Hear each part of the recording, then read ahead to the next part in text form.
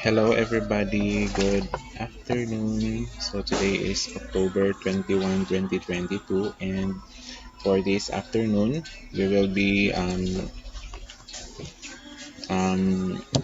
discussing probably no or probably mentioning some of the mathematicians that lived in the 19th century. So I hope I'm right no. Last time our topic was 18th century, and then karon we will continue it with 19th century. Sige. So before anything else, welcome. So as of this moment, na ay 16 sa inyo So hopefully, katong wala pa dinhi, makasulod na, and kindly tell them. No? So daghan ra ba mo, murag mas daghan pa ang wala diri, no? So mga 20, kapin pag 25, 26, anong wala pa. Sige. So allow me to share my screen.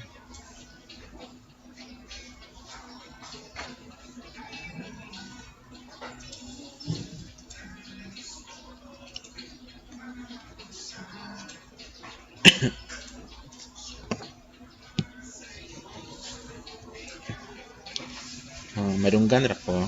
Can you hear me clearly? Yes. Sige, how about the others? Klaro ra, sir. Yes, sir. Sige.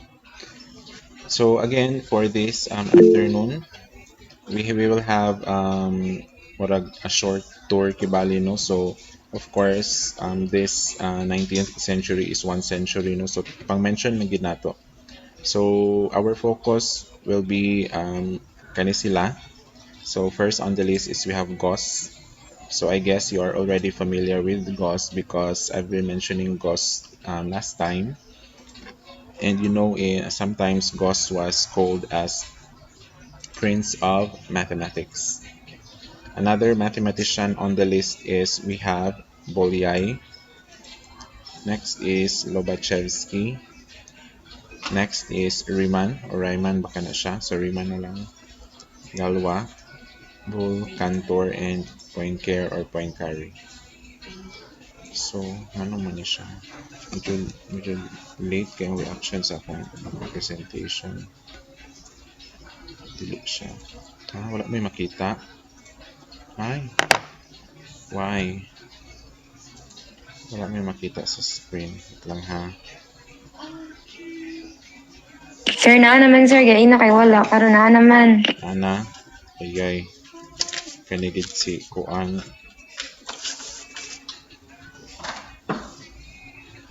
Sir, ang mga answers is wala, sir. So, wala. Wala Wala na po sa kuha, sir. Same sa ako, sir. Di ako naman gi-stop.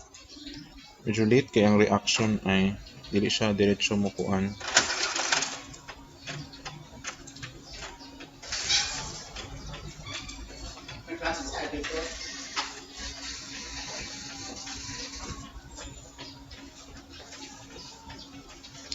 Hinagid siguro ang internet. Oh gosh.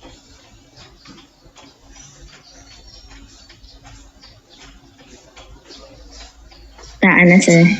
Nana. Okay na, sir. Sayang magod kay medyo late ang iyang kuan, medyo late ang iyang reaction na kamulo na human na. Sige. So daghan unta kay tag pwede nga ma-discuss ani no because 19th century is very interesting. Daghan kay nahitabo ani nga time dili lang sa math but as well as science.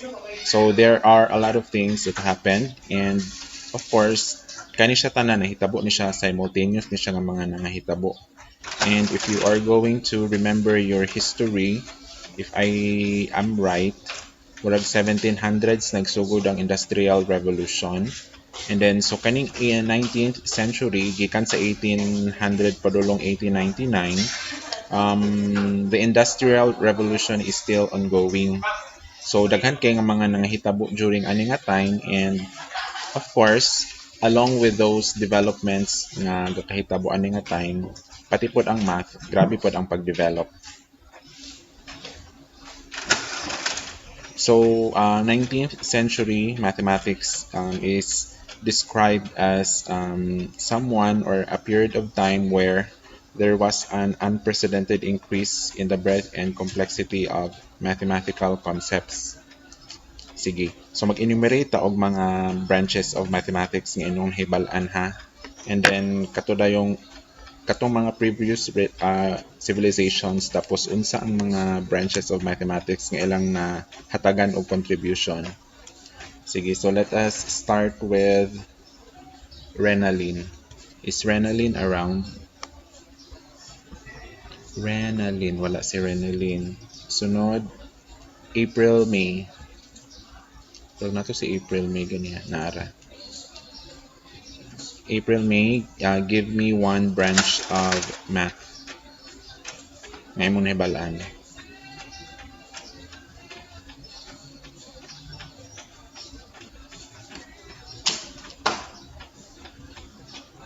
Okay. My answer is April, May. Now let us hear from Chrislyn, Angela. Wala po. Naman ni sila. Desiree. Desiree, Derek. Can you give me one branch of mathematics? Algebra, sir. Algebra, of course. How about Von? Nato si Von ganiha pero magligawas man to si Von. Okay na, nabalik na si Von. Geometry, sir. Geometry. How about John Mark? John Mark Iburan. Trigonometry, sir. Go. Okay. Sige, let us hear from Honey Rose Adelantar. Arithmetic. Calculus, sir. Unsa imo Honey Rose? Calculus, sir. Calculus. Okay. Calculus. Sige, okay na ka April. Who else? Next on the list is Christine. Na si Christine. Sir. Sige, Christine. Statistic and probability, sir. Yes. Okay. So far, katong gipang ingon sa inyo mga sige, ay pwede na lang nino i-comment no para dali. Ada tanaw na ko kung unsay bag-o. So nag-answer si Jabber og number theory. Yes. So Joshua also answered probability. Okay, na-answer naman ng uban. Sige, so si Binasing. How about real analysis? Advanced gikin si Chaser. Makakadungog anang real analysis Chaser. So mo mga subject na perting lisura, no? So pwede pa lang na siya kalimtan na siya. Gen Math is pangalan na siya sa subject. Pero wala gi branch of math nga general math. Okay, J answered projective geometry. Yes. Pero pwede man siya nga ma-consider na gapon siya under sa geometry. Sige, wala na yung other branch of math nga inong na mahuna-hunaan. Topology, correct. So Joshua answered topology. So sakto Joshua, no? Muna siya akong gi-mention last time. If you could still remember the 7 bridges of Königsberg. So it led to the development. So analysis. So Aurelio answered analysis. And pero kaning analysis nga word, it's referring to calculus. Pero napay uban nga mga klase sa analysis manggod. Basta libog kani siya. And who else? Wala na. Calculus of variations, yes. Cartesian geometry, pwede ra pero under gyapon na siya sa geometry, no? So we can't really say nga ano gid siya. Instead of saying Cartesian geometry, ano siguro analytic. Mas appropriate siya nga word, analytic geometry as compared to Cartesian. Wala na. Okay, so ngano nangutana ko? Because prior to Renaissance, ang mga branches of mathematics nga ginastudihan din sa mga mathematicians sa una, number 1 was geometry. maayo ang mga mathematicians ana. Ang algebra, it was studied but wala pa kay na siya na-studyhan like bongga, very bongga sa mga Europeans. It was not until the adoption of the Indo-Arabic numeral system and of course the use. So ang first ginag-study no para although nag-study sa una ang mga Greeks og algebra but it's not the same with the algebra that was studied by the Muslims. Ang geometry is of course well studied by the Greeks and of course ang iyang application no, by some other civilizations. Kanina yung statistics and probability, if you could still remember our lesson no, during the 17th and 18th century. So diha na tao ang mga founder ani. So we have Fermat and Pascal and along with Huygens. So they are the pioneers for this field, statistics and probability. So kana sila mga karaan na siya mga branches of math. So here comes 19th century and things are starting to get complicated. So muna siya nga ang description din sa 19th century mathematics nag-increase ang complexity sa mga mathematical concepts. And of course, di ba grabe ang development sa math, dinhipod nga time, there were a lot of things that happened in Europe. So one of that is daghan kay nahitabo sa France and Germany. And remember, kaning mga countries nga naa sa Europe, di ba silingan naman na sila dugo lang. Sige na sila gera. So every now and then gagera na sila and then somehow each one of them influenced each other. So yeah. So of course natin ginatawag no nga French Revolution and you already know Napoleon Bonaparte. So sikat na siya nga French nga emperor by tawag sa iya. So yeah. But anyways, that's not our concern. Our concern is the things that the mathematicians have discovered during this period.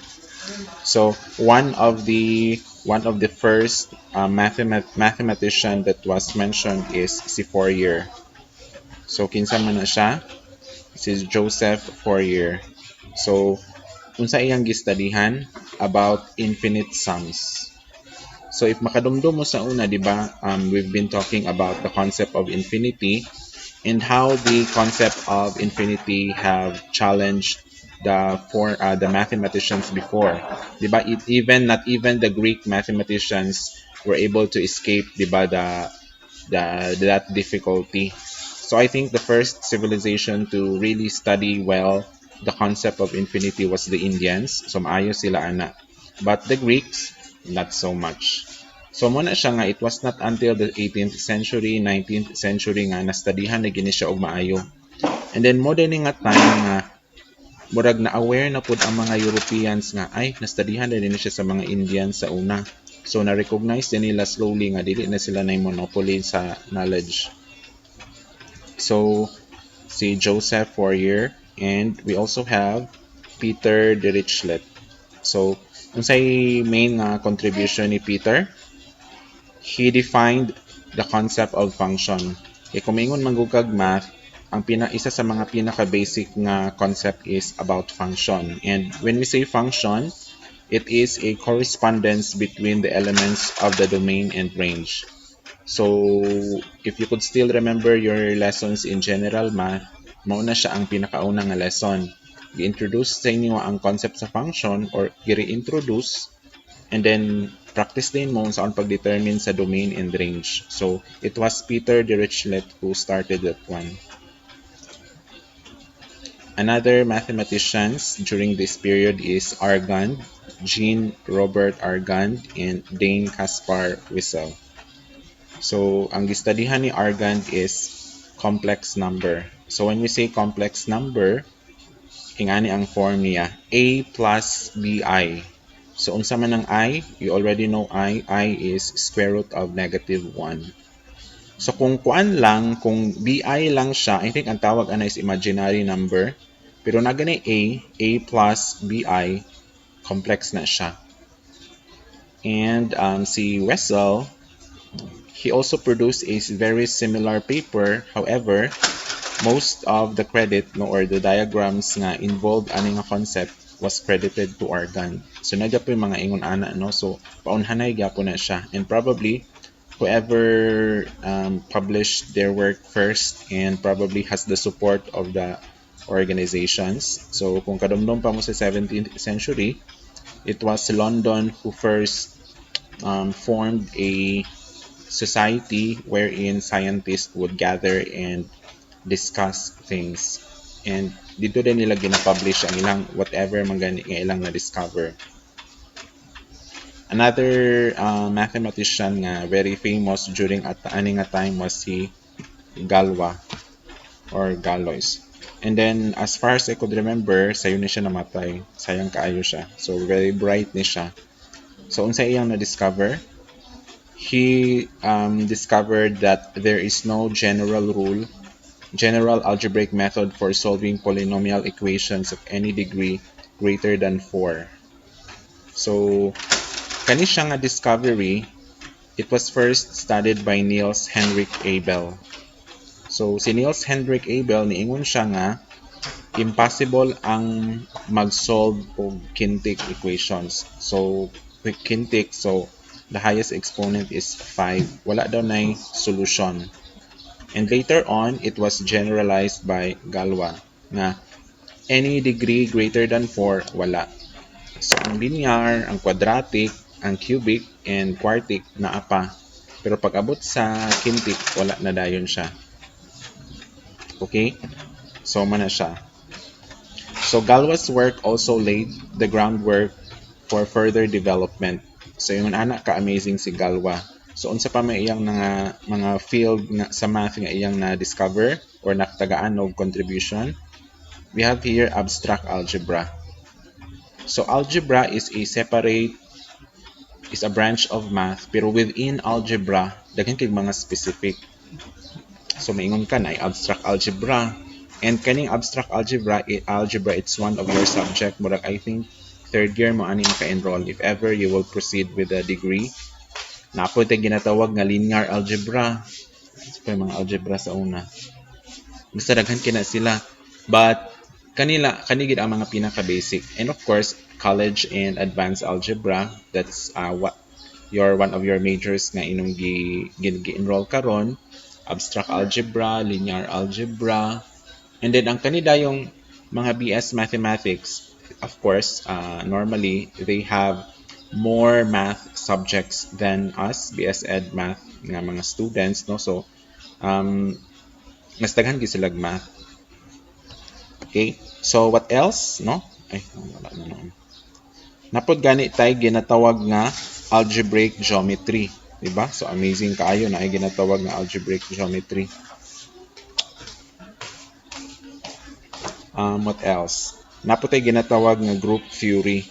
So feeling nako kaning group theory murag dili na ninyo maagian. Usually ani pag undergrad ang makaagi ra ani is mga BS math. So for us math education students, normally, if ever kung mag-masters mo or mag-doctorate bisag sa math education, makaagi gid mo ani as part of your major subjects. So kana sila, no, ingana ka bright si Galwa, daghan ka siya na contributan. So one of the great educationalists was Wilhelm von Humboldt, and nakita niya nga importante kaayo nga mag-provide og safe environment or probably a very supportive environment for students to learn mathematics or pure math. So and it was in this environment that the young German prodigy Carl Friedrich Gauss was produced. So again, he was called as Prince of Mathematics, and he received his education at the prestigious University of Göttingen. So Germany ni siya ha. So some of Gauss' ideas were hundreds of years ahead of their time. And ganong gitawag siya sa isa sa mga three greatest mathematicians of all time along with Archimedes and Newton because daghan siyang na-contributan ng mga different fields of math. So one example for that is geometry, number theory, calculus, algebra, and probability. So if you could still remember sa kanina lang sa probability kanina sa normal curve, di ba? So isa na siya sa iyang mga work. And I think I can consider as one of his greatest work is his work on algebra. So katong iyahang work about algebra, it supported the like the foundation of the entire mathematics. So murag pa-plastar gyapon, di man gud parehas karon nga murag na plastar na siya. So ang ginabuhat na lang sa mga mathematicians karon is mo go deeper and then pangitaan og application kung unsa man gani nilang mga na-discover. So later in life, Gauss also claimed to have investigated a kind of non-Euclidean geometry. So, but remember, Euclid, di ba, was considered as the father of geometry. So, no one really dared to question his work. So, later on, na-find out din sa uban nga mga mathematicians nga pwede di ay nga maka-create tag new geometry nga dili mo follow sa tanan nga mga postulates, di ba? So naman to'y 5 kanang parallel postulate diha mang medyo problematic. So kung dili nimo na siya i-follow, maka-create kag 2 other branches of geometry. And unsa man na siya? We have here hyperbolic and elliptic geometry. So mo ni siya. So of course we have Euclidean. Kanida yung duha, these are the non-Euclidean and duha ka buok. So kinsa ang nakadiscover sa hyperbolic? So the mathematicians who discovered hyperbolic geometry as a new branch of geometry is Bolyai and Lobachevsky. So Bolyai is from Hungary and Lobachevsky is from Russia. But both of them independently explored the potential. So they discovered it independently. Nakalimot ko kinsa yung pinakauna nga nakapublish, basta na yung nakauna ani nila. However, murag the controversy surrounding this issue was dili gid siya pareha sa katong issue ni Newton ug ni Leibniz. And the one who discovered or pioneered the study of elliptic geometry was Bernhard Riemann. So he worked on a different kind of non-Euclidean geometry called elliptic geometry.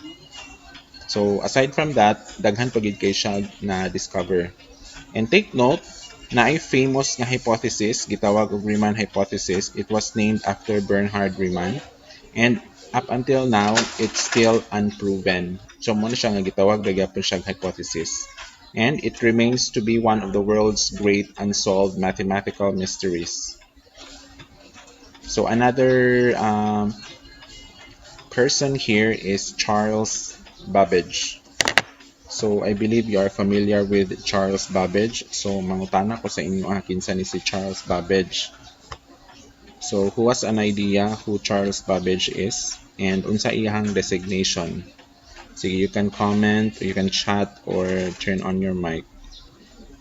Kinsa man na si Charles Babbage? Dapat kabalo mo ana niya kinsa na siya. Wala.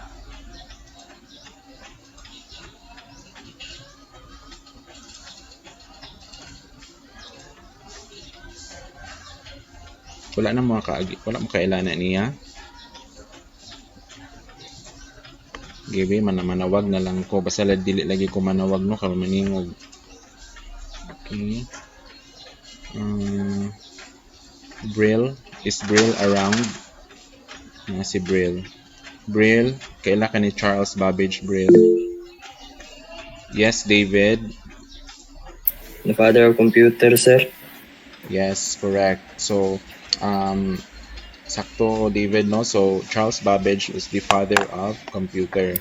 Pero, kani iyang na-design kakuan, well, gitawag na siya og machine, but it's not really like, it doesn't come close to the computer that we have right now. Atong computer karon very high-tech. Bisan gani bitang computer nato karon i-compare nimo siya 20 years ago or 30 years ago, layo ra kaayo. Atong mga computer karon paspas kaayo. I could still remember before mag-internet mi sa una. medyo mag-loading gid siya. However, karon ang mga processor sa mga laptop paspas na kaayo. And of course, grabe nga kwarta ang gigahin ana no for research and development. And of course, we already know that one of the leading companies when it comes to computer is Apple, and we also have ay dili man day ka hardware si Microsoft, software naman si kuan si Alan Turing. Naga pa siya na-contribute pero si Charles Babbage ang kuan considered as the father of kuan.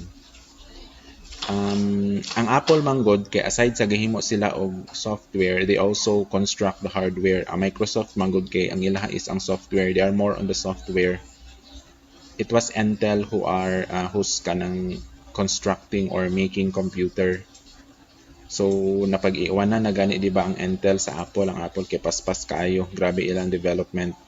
So karon no mahalag lang ginon ilang mga product but it's way much superior as compared to its competitors.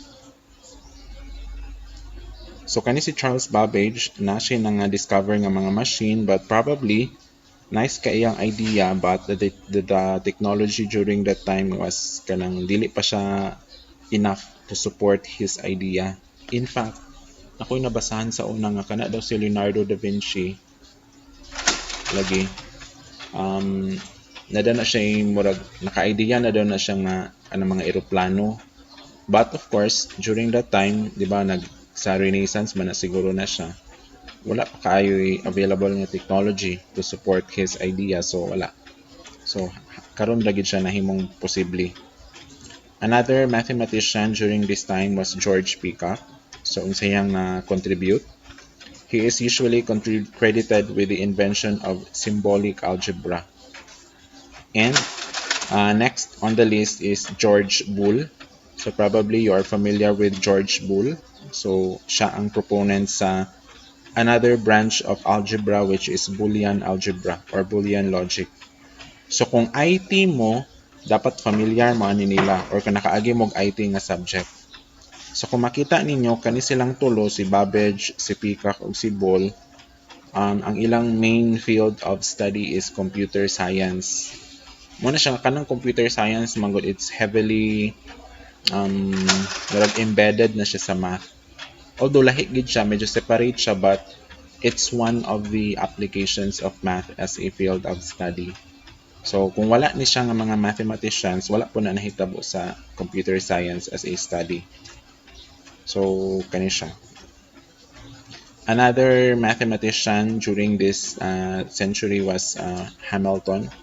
William Hamilton. So mo ni ang idea ni Hamilton gitawag din niya quaternion. 'Di ba familiar naman mo na ay x-axis, na ay y-axis. Kung 3D na ay z-axis. Pero naapagid tay ginatawag nga murag ikaupat niya nga murag dimension pero nag-involve na siya angle. So mo na siya ang tawag ani quaternion. Okay?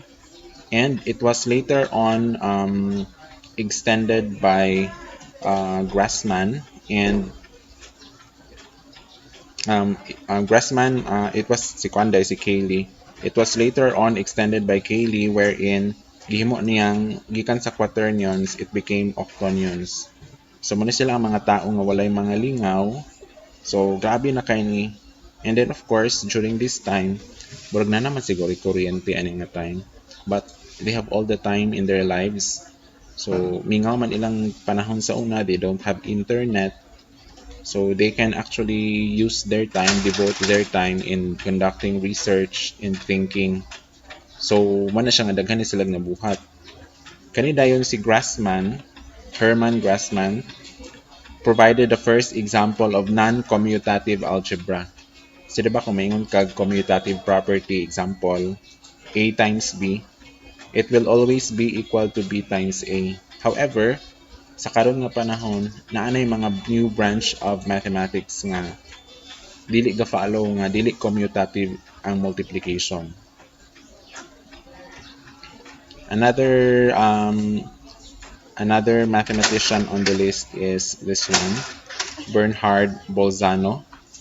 And he was one of the earliest mathematicians to begin instilling rigor into mathematical analysis. So mathematical analysis is more or less referring to calculus and those higher topics nga under sa calculus as a field of study. So he was also the first one to give purely analytic proof of both the fundamental theorem of algebra and the intermediate value theorem. So hopefully you can still remember intermediate value theorem.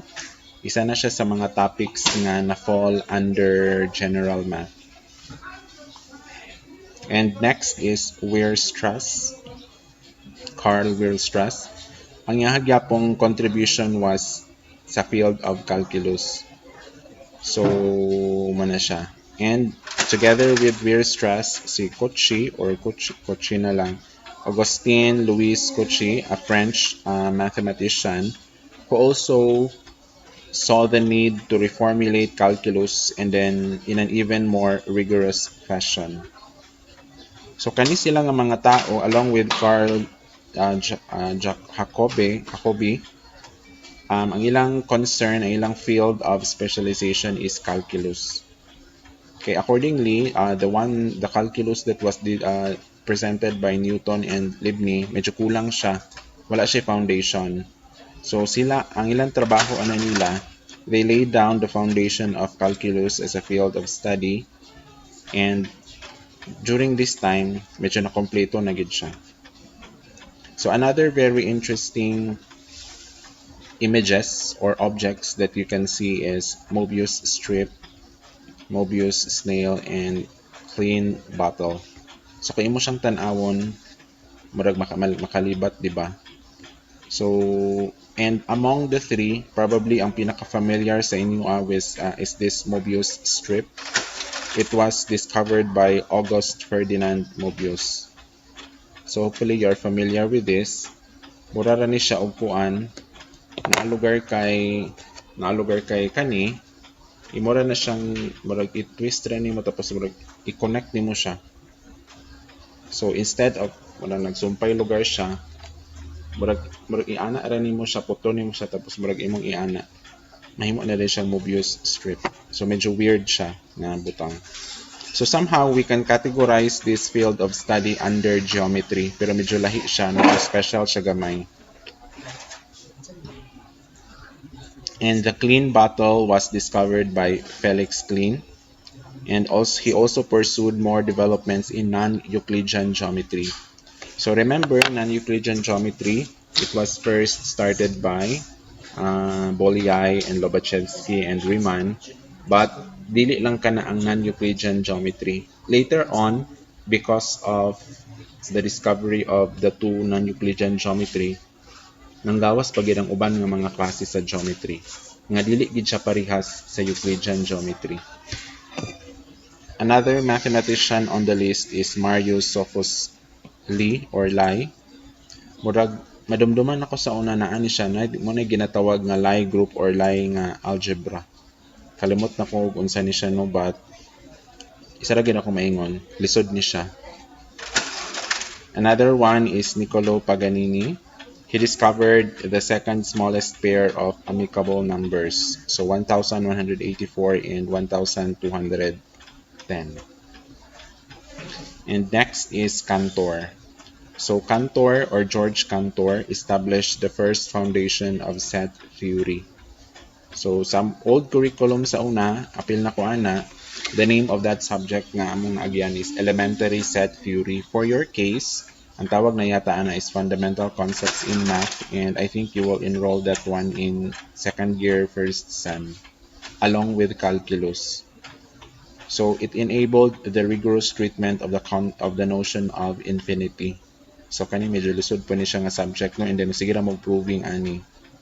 So, and it became the common language of nearly all mathematics. So this is your first taste of proving sa college. Sa high school, geometry, but for college, kani siya. Okay, so mana siya. Another mathematician was Richard Dedekind. And sa iyang nabuhat, he defined concepts such as similar sets and infinite sets. And of course, kisagoy wala na kaila ni John Venn, who discovered Venn diagram. So isa ni siya sa pinakauna nga mga topics nga ma-discuss sa grade 7 nga math, and that's because of the discovery of John Venn. So he was an English mathematician. And others. So kaning uban dili na kani silang mga sikat, no. So we have here Jacques Hadamard, Charles de la Valle Cousin. I don't know how to pronounce their names. Herman Minkowski, Gottlob Frege, and kani piano, Giuseppe Piano, Bertrand Russell, and David Hilbert. So kani sila well anyways especially kani si Russell, no, natay separate nga lesson nga appeal siya ato because nice pud ni siya na contribute. So ang iyang contribution sa math is about logic. And Poincare or Henry Poincare or Poincaré came to prominence in the later part of 19th century, and unsa ay na-contribute, it's about the theory of mathematical topology. And he was considered as the last universalist, so meaning the last mathematician who was able to shine in almost all various aspects. Sa una mang good, if you are a mathematician, you're also expected to study other branches of math. But ang trend na dayon during the 20th century, dapat mag-specialize na gid ka. So mura bitog, the more you know that the more you don't know. So dapat mag-specialize. Mura ra bitog sa mga doktor, dili pwede nga kuan pagid siya internist, tapos cardio, tapos ortho, tapos neuro. Dili na siya pwede because you will never specialize that one. So even gani sa kanang sa orthopedics, kanang sa bukog man na siya. Ortho, human kag med, mag-internship, tapos mag-take board exam, mag-specialize, mag-subspecialize pagid na. So kung mag-specialize ka general lang about bukog, mag-subspecialize pagid ka like about sa bones nga nasa imong kamot or nasa imong tiil, mag-specialize, subspecialize pagid ka. So ang trend kana siya nga trend nagsugod na siya sa 20th century. And ang math, it's a bit difficult to specialize, and of course if you want to become a mathematician, you start with it by enrolling in BS mathematics. So there are a lot of universities that offer that one, pero kung mo graduate kay BS math, wala pa kay major. Pero probably maingon nimo nga murag specialization nimo is kung unsa tong topic nga imong thesis. So to further develop your specialization, dapat mag-enroll kag masters, but still ang mga subjects ana bisag unsa ra gihapon na. And para mas ma-develop din imong specialization, usually ang imong thesis pod if pwede same ra pod sa imong undergrad, murag kalinya lang siya. So say for example you decided to study topology, dapat undergrad pa lang topology na imong thesis. Because as far as I know, isa ra na ilang subject na topology. So dapat mag-thesis ka topology. Pag abot nimo masters, naara gyapon kay subject na topology pero isa ra ka buok, pero dapat mo po na siya imong i-thesis. Pag doctorate po dayon nimo, mora pod na siya. So sa CMU na kompleto na sila BS Math, MS Math, and PhD Math. So for us sa College of Education, BS Ed Math man ta, lahi pod ta. So atwa is math education. We do have math subjects pero dili tanan. So dili na nato ni i-discuss ning uban diri, no, kay kaning sunod nga mga part, it will tell you more about the lives of these mathematicians. So like say for example si Galwa, so daghan kay na siya diri. Next is si Gauss. And hopefully katong sa akong final nga requirement, you will be making a video on the lives of these mathematicians. And another interesting fact nga basig makalimot ko is kani most of these mathematicians discovered whatever it is that they have discovered while they were still young. Wala gamay ra ang mathematician nga naka-discover og something new nga nilapas og 30. Murag 30 years old ang murag ceiling, mugubihan ka ana, ay na lang gig expect. Murag wala na kay ma-discover. Murag ay mong utok ana kay murag gitaya na. So mo na siya ang uban, malapas na sila 30, wala na sila ma-discover. Ang ilan na lang dayong career path is professorship. So they will be applying for a professorial title no sa mga universities. But many mathematicians discovered katong mga importante nga mga concept sa katong ilang mga breakthrough nila is during below 30 years old. So, moto siya ang mga bag-o nga mga kuan. So, akong balikon ang mga bag-o nga mga field, no? So, naa siya diri. Boolean algebra. That's new. And what else?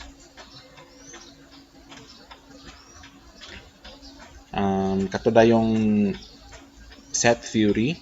Bag-o pud na siya. It was discovered during the 19th century. What else? Kanina yung mga klase-klase nga mga algebra and group theory and sa pa man. Kani mga ingon ani. So very interesting ni siya nga field of study. So daghan kaayog mga interesting nga mga field sa math nga related sa geometry. And of course, analysis. So one of your classmates kanina answered real analysis. Daghan pa kay na siya actually na real analysis, complex analysis. So daghan na siya. Nakana sila tanan, lisod na sila.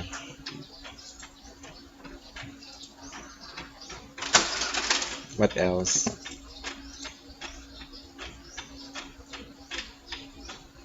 Okay. And of course, we should not forget the non-Euclidean geometry. So we have hyperbolic and elliptic. By the way, however, even if Bolyai and Lobachevsky, like they were given credit to the discovery of this, naapoy uban nga mga mathematician that they were not given the credit but somehow their work influenced. So mabitog taphaw lang wala nila nakuha nga mao gid na siya pero naana diri sila idea na sila concept. So man na siya.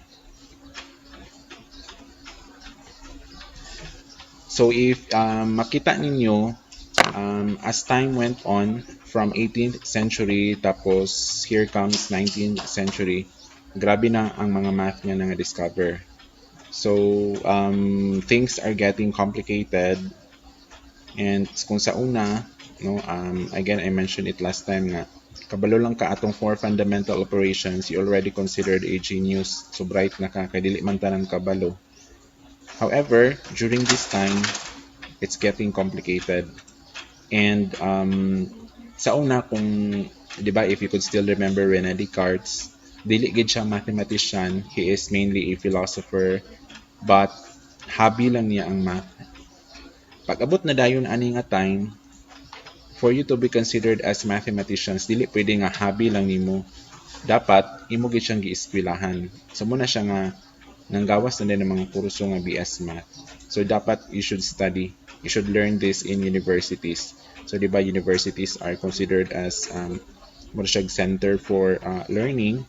So for you to be recognized as a mathematician, dapat naka-eskwela gid ka. And it all started there. Sige. So one of my question gyud no before ta mag-end is sa kadaghan ani and then mathematics as a field of study is getting difficult. Do you think nga kinahanglan ginato ni sila studyhan? So I will be asking John Paul Barbarona. John Paul? Wala si John Paul. How about Geraldine Betancourt? Wala po, no? Wala na siya, sir. Wala na ni siya? Ay, oo, tama. Nanamaday ko'y ex, ano niya. Sige, sorry. Catherine May Brandares. Wala. How about Kyla Rose? Wala si Kyla Rose. Wala po. So, we're at daw. John Mark Cabillar.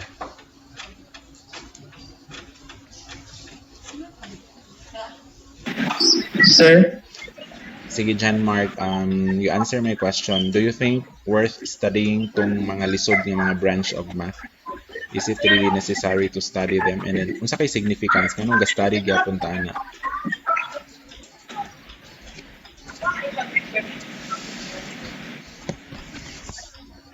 Sige. Do you think it's still worth studying? Di man gyapon masabtan. Sila ra may magkasinabot. Kita di man ta ka-relate.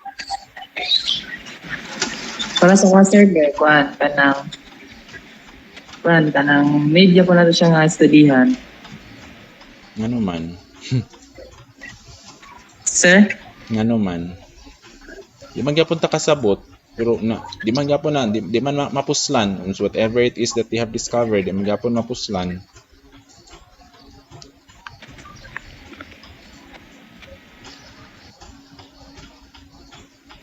Like example, in your case, na may subject, hindi mo masabtan. Aside from the fact that you have to pass that subject para mag-graduate ka. So, why study it? Diba?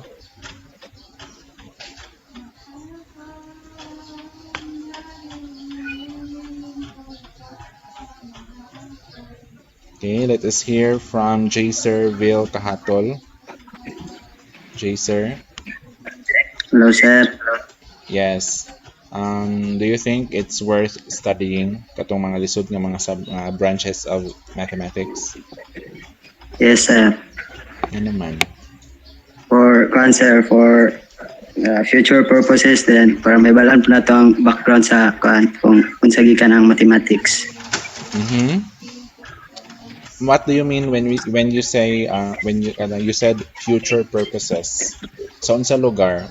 Unsa imong bot pasabot? Kuan man sir, sa akong profession nga teacher, kay pwede na ako siya magamit sa akong mga estudyante. Samot na major ko math. Okay. So pwede po no future purposes, and then murag ang point mo gud ana is naay actually mga branches, like say for example naay mga discover sa una nga aya pa na pangitaan og application 100 years after. So yung ana siya like so may example na ko ana ha, like kana yung theory of relativity ni Einstein. Actually murag nakalimot ko kung unsa nga mga branches of math, pero murag tulo na kabuk branches of math nga ang gigamit aya niya na formulate. So kung katong nga mga branches of mathematics wala to na discover before, wala na propose, wala na po na discover ni Einstein ang kuan theory of relativity. So ana siya ka amazing. Okay, how about Joanne Mary Kalang?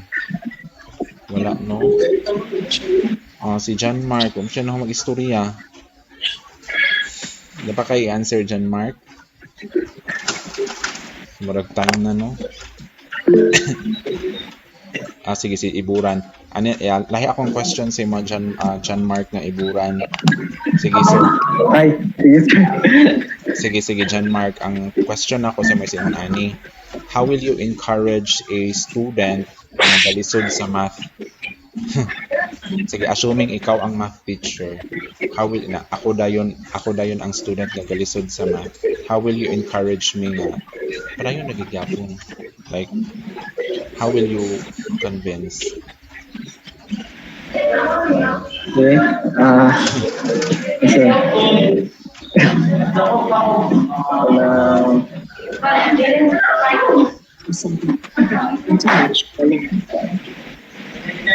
Wala?